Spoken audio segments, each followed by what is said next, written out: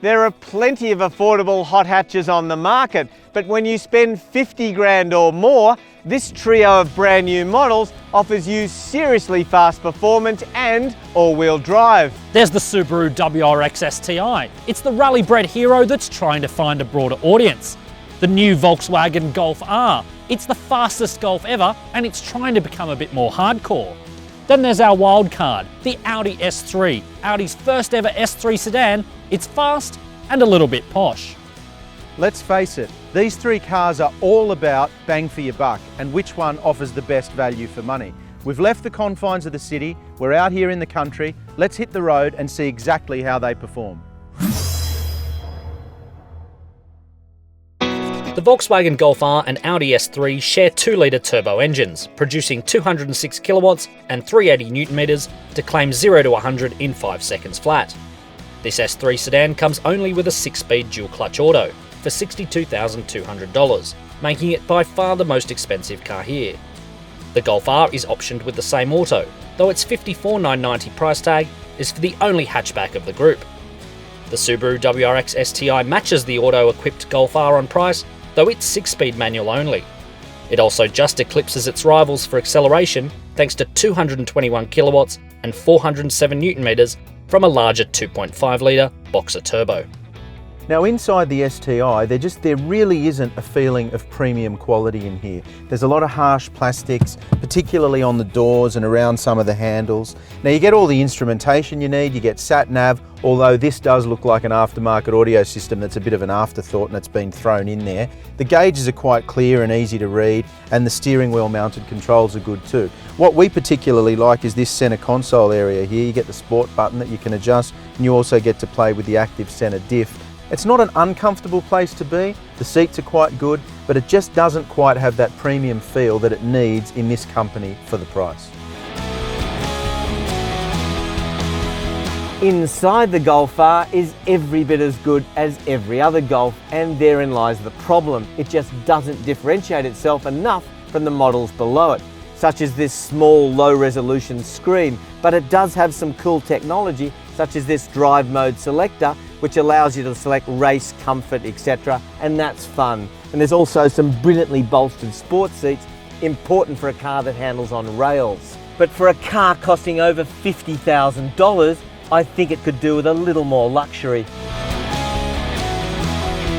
Now the S3 is the most expensive car here, but where the other two don't feel as premium as you'd hope for their price tags, the S3 transcends its price tag with this really lovely interior.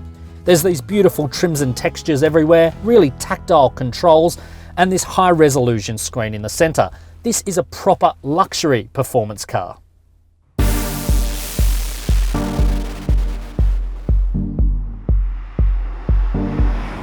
There are some fascinating differences between the Audi S3 I'm driving here and the Golf R with which it shares its engine and its platform.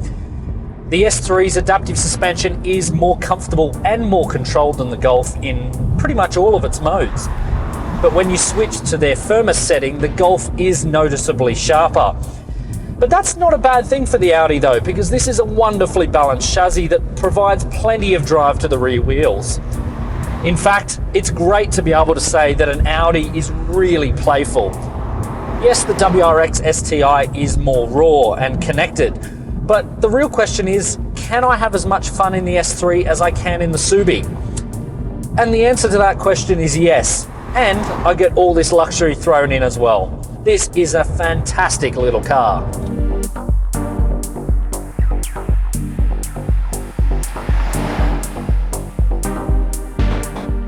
I think what's really interesting for the STI is that we've all driven the WRX now, and it's such a significant step forward from the old model. In comparison to both the Audi S3 and the Golf R, you do have to work a bit harder in the STI, and that's largely because it's a conventional manual, so you have to shift gears for yourself. The actual gear shift in this car is really quite precise and short.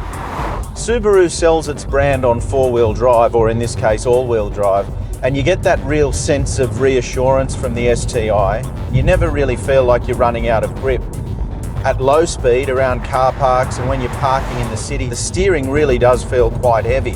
On the freeway or on a country road, it actually lightens up and it feels quite good. Subaru seems to have gone for a more upmarket feel with this car by dumbing down the engine note a little bit, but I think it's lacking. I think it misses that rumble that it used to have, and I think it takes away from the experience a little bit.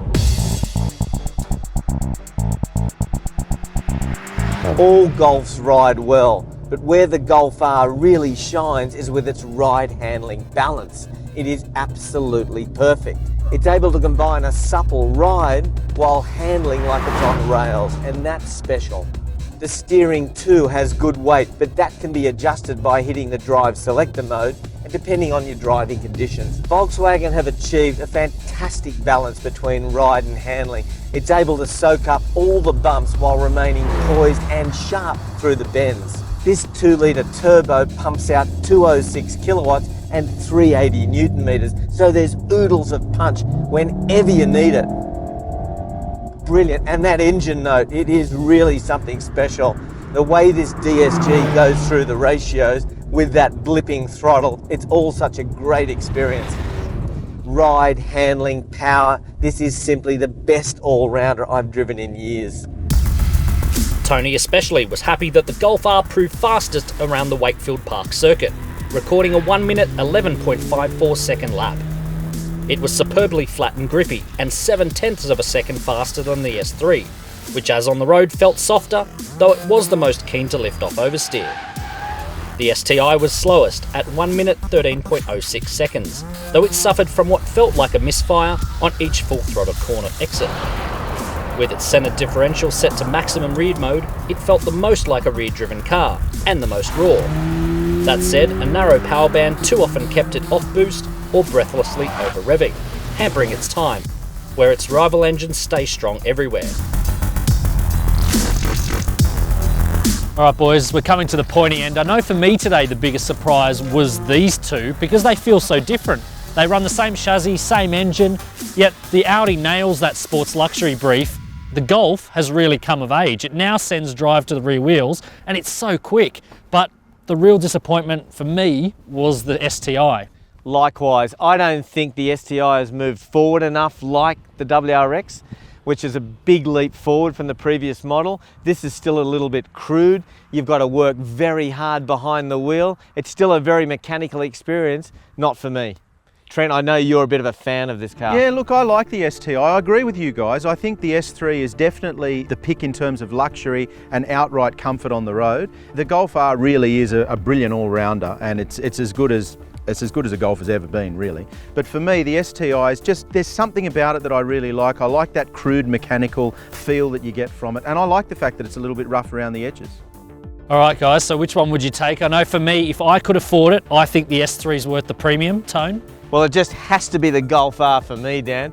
This thing is just so seriously quick in the bends, a brilliant engine note, and so poised. It is the best hatch I've driven in years. Look, I agree with you guys. I really do think it's a tough choice for me. The Golf R is a great car and I do love it. Audi's a little bit too expensive for me, so if I'm putting my money down, I'm going to buy an STI, and I'll probably make some mods to make it an even better weekend track car. All right guys, well I think we've chosen. Catch you later. Done.